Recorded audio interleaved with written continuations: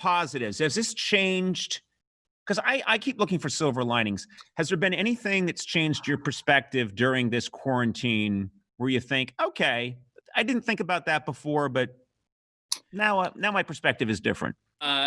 Maybe the internet and Twitter and being online isn't the be all end all. Like, what if the quarantine is the version of you catch your kid smoking, so you make him smoke a carton of cigarettes? We've all been online so much that I almost think when the quarantine lifts, there's going to be a crazy shift away. And I just want to be outside, actually looking at people, actually embracing stuff and the tactile world. Wow. Yes. What if that's an actual thing that's going to happen?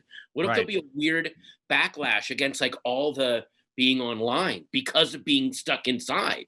I think there will be. I think it will last about 4 hours.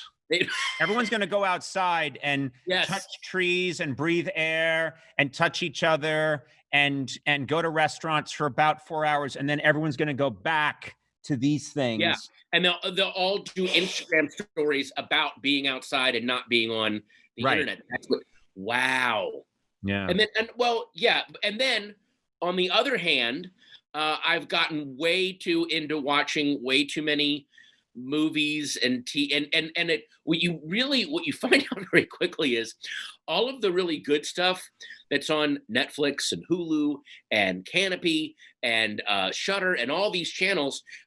You go through the good stuff pretty quickly, and then you start searching for the weirdest. Like I'm actually craving bad films. So like I've been watching Steven Seagal movies, and if anyone, there's a lot of later Steven Seagal movies on Netflix. These are the ones where he just does not get up out of his chair in the movie. It's so amazing. And if there's any Steven Seagal movies, the later ones on Netflix, watch them with closed captioning. Turn the subtitles on, because these poor closed captioners, Steven Seagal movies don't have a lot of dialogue. So there's a lot of like thrilling music, explosions. And then when Steven's on screen, it's effort standing up, wincing as he sits, heavy breathing, heavier breathing, wheezing. There's just a lot of, they will articulate how badly he's doing physically. Is there actually a closed captioning that says aging badly? I was thinking about it. Fresh from craft service. You are a victim of this because you did in your stand-up special, I Love Everything.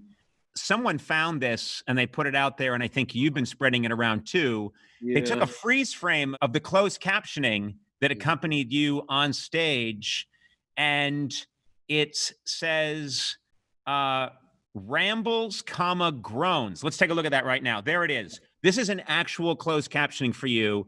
Yep. Rambles, Groans. Why? Because closed captioners, or I know people that have worked closed captioning, a lot of them are struggling writers, struggling performers. They've got to try to make that job interesting. So they will slip in little moments of poetry whenever they can. And that's a gorgeous moment. Rambles, Groans. That will be the title of my next special. It's perfect.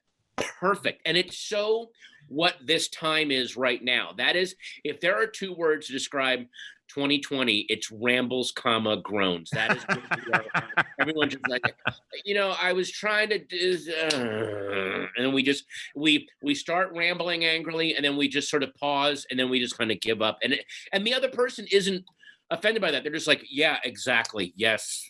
Awful.